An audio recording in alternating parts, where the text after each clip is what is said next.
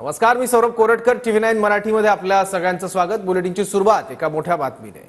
मुख्यमंत्री शिंदेंनी बोलावलेल्या दुष्काळ आढावा बैठकीला 8 पैकी 5 पालकमंत्र्यांनी गैरहजेरी लावलेली आहे। पालकमंत्री तानाजी सावंत आणि गिरीश महाजनांनी फक्त बैठकीला उपस्थिती लावली। रात्री 11:30 वाजता बैठकीचा मेसेज दिल्यानं बैठकीला गैरहजर राहिल्याचं पालकमंत्र्यांनी कारण सांगितलेलं आहे। त्यामुळे मराठवाड्यात दुष्काळाची स्थिती असताना, पाणी टंचाईची भीषण स्थिती असताना थेट मुख्यमंत्री येतात आणि मराठवाड्यात ही बैठक घेतात आणि त्याला 5 पालकमंत्रीच गैरहजर राहतात। कोण कोण गैरहजर होतं? या 5 पालकमंत्र्यांना दुष्काळाची चिंता नाही का, हा प्रश्न यामुळे पडतोय। संदीपान भुमरे छत्रपती संभाजीनगर, धनंजय मुंडे बीड, अतुल सावे जालना, हिंगोलीचे पालकमंत्री अब्दुल सत्तार, परभणीचे पालकमंत्री संजय बनसोडे।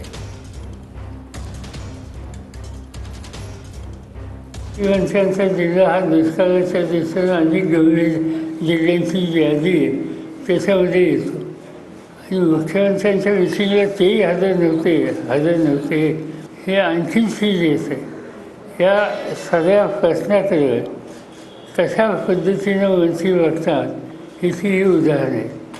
माझी मुख्यमंत्र्यांना विनंती आहे की हे पंचकरण आम्हाला करायचं नाही, आपण गांभीर्याने या प्रश्नाकडे बघावं आणि या पद्धतीचं दुर्लक्ष तुमच्या सरकारच्याकडून होत असेल तर त्याची नोंद तुम्ही घेतलेली आहे आणि करेक्टली ॲक्शन घेतलेले आहेत हे आम्हाला दिसेल असं करावं।